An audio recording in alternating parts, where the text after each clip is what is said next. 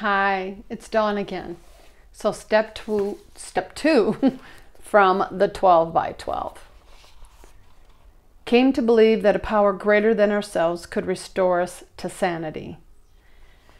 So early on, when somebody in the program comes in and people are talking God or a higher power, of course, if you think about it, we have been living this unmanageability and allowing the drugs or the alcohol or the food or whatever it is that I'm using to numb myself as our God. It's hard to have faith and it's hard to believe in that. I know that I actually used my children early on because it was so important for me to give them a life that I didn't have as a child. And I looked up and just said, oh my gosh, I really need to be a better mother for them. And that was enough for me to use as a higher power, at least for that first couple of years. It eventually did switch because there are people who don't believe in God and there are people who really don't. The universe is just a random set of events. The nice thing about the 12 steps is that you get to choose what that higher power means to you. And it is having somebody at this stage of the game that is stronger, should I say, than where you're at in your journey.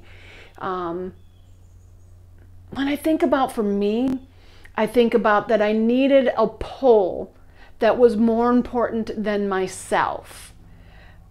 And I'm really wired for community. I mean, my best work really is that of teams and involving community and then involving you as a human being and how to get to your next level. I enjoy doing that. So having my children as my higher power was one of those things that it simplified what I needed to look at. That didn't mean that I didn't look into other religions and many other things that happened in life.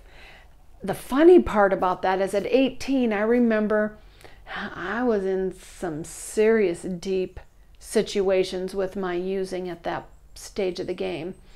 And it was difficult for me to see the trees through the forest.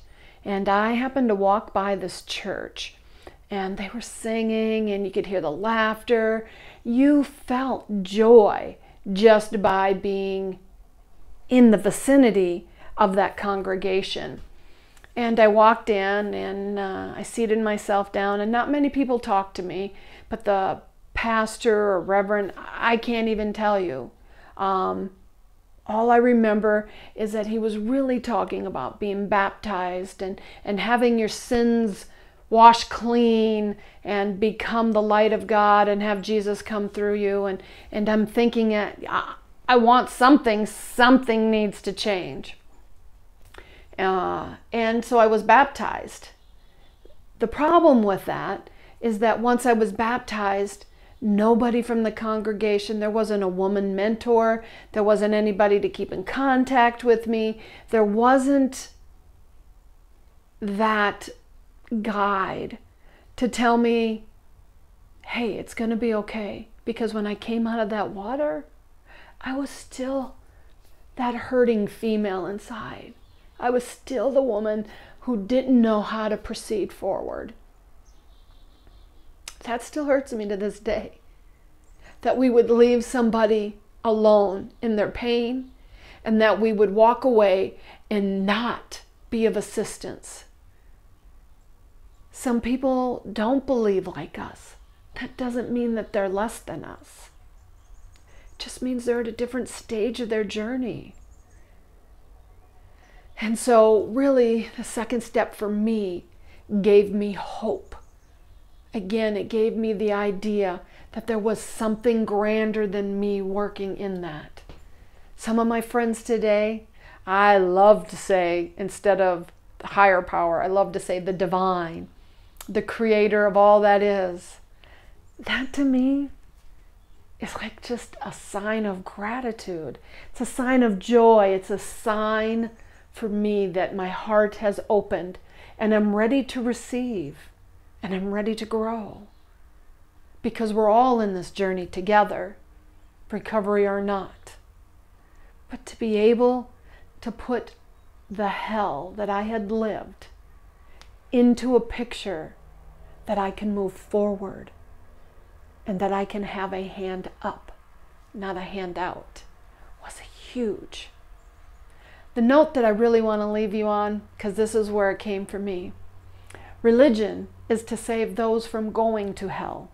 Spirituality is what I believe is the basis of step 2, is to save us who've already been in hell. And now we want to live reality.